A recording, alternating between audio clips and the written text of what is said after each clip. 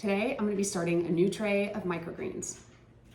I most recently grew peas, which I love for the fact that they're easy to grow, they taste good, and I'm able to cut them 3 times before they're pretty much spent. So this is headed to the compost, and we're going to start a new tray today. First thing I need to do is pick out which microgreens we're going to grow this round. Rambo purple radish, spicy salad mix, kale, pink lipstick Swiss chard. That sounds fun. Cilantro. Hell no. And peas, which since I just did them, let's do something different. I want to grow the pink lipstick Swiss chard, but my son has been asking for the kale, so I think we're going to go with kale this round.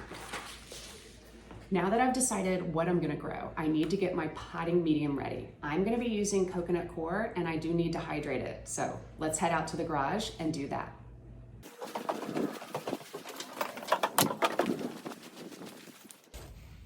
For my potting medium for microgreens, I use an inexpensive burpee block of cocoa coir.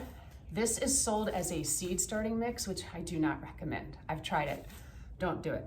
I only use it for microgreens. The instructions tell me to use 1 brick with 4.5 quarts of water.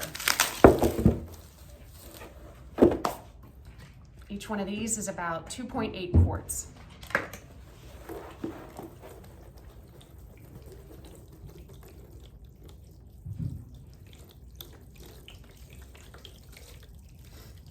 I like to use warm water. I just think it speeds up the process. The instructions say that this brick should totally hydrate in 2 minutes.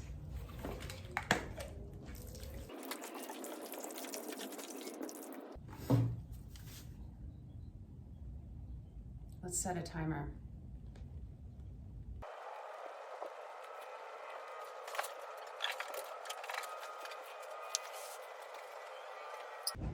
That was 1 minute.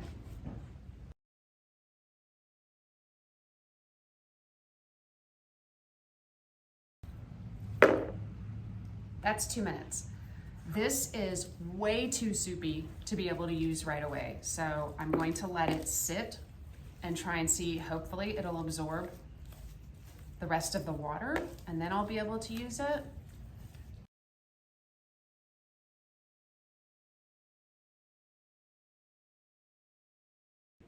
So using that microgreen cheat sheet, I know I need 0.5 ounces or 15 to 20 grams of kale seeds for my 10 by 20 tray.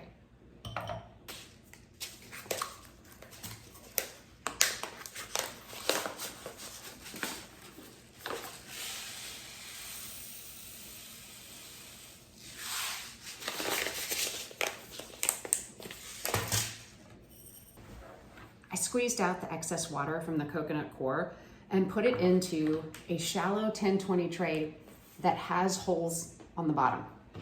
It then sits in a shallow 10-20 tray that does not have holes. I'm going to attempt to evenly spread these kale seeds without being too anal retentive.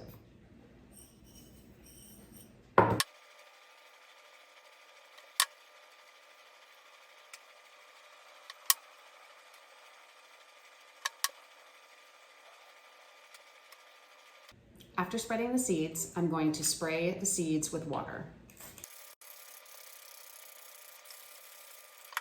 The next thing I'm going to do is set another 10-20 tray on top of this one that is weighted.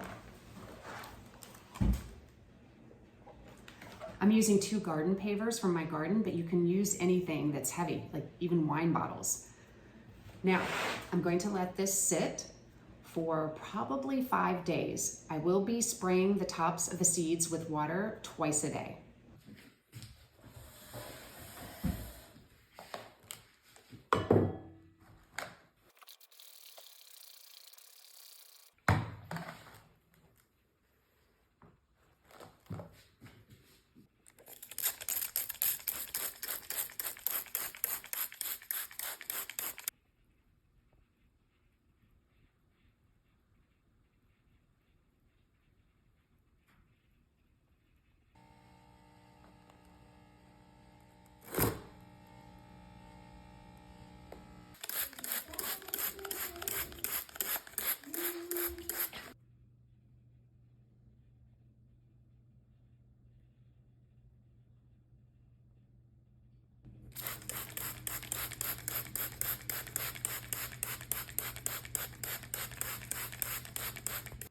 today I am taking the weights off.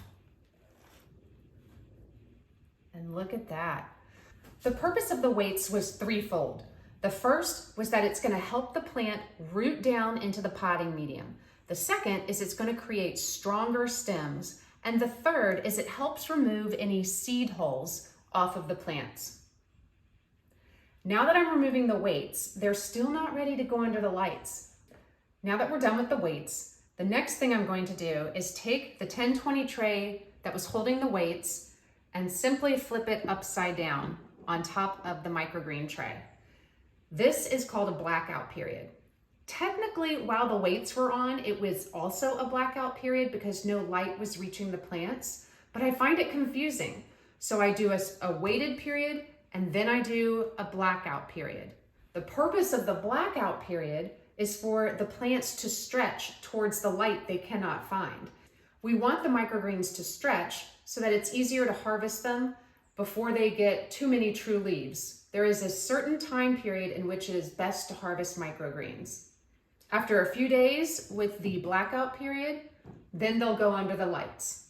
It's also at this stage that I will stop spraying the tray with water morning and night, and I will switch to checking the bottom tray to see if it needs water morning and night.